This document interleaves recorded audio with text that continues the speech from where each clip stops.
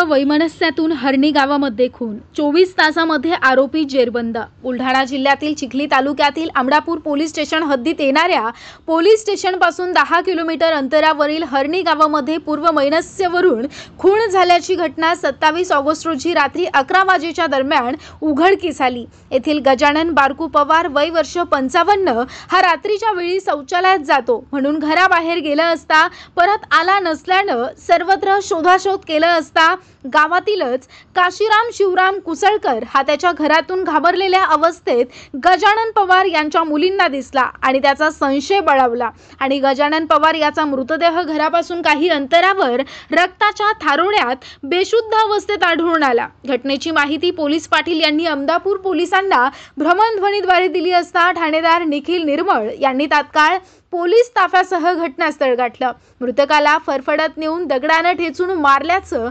प्रथमदर्शीत दिसत होतं आणि तपासाची चक्र जलद गतीने फिरवून संशयित आरोपी काशीराम कुसळकर याला ताब्यात घेऊन त्याला विचारपूस केली असता त्याने खुलाची कबुली दिली।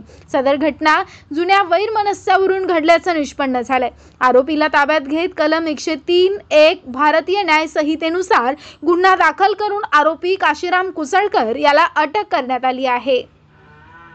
अधिक तपास जिल्हा पोलीस अधीक्षक निलेश तांबे यांच्या मार्गदर्शनात अमडापूर पोलीस स्टेशनचे ठाणेदार निखिल निर्मळ करत आहेत। बुलढाणा उन्नतीकरिता उपसंपादक एकनाथ सवडतकर।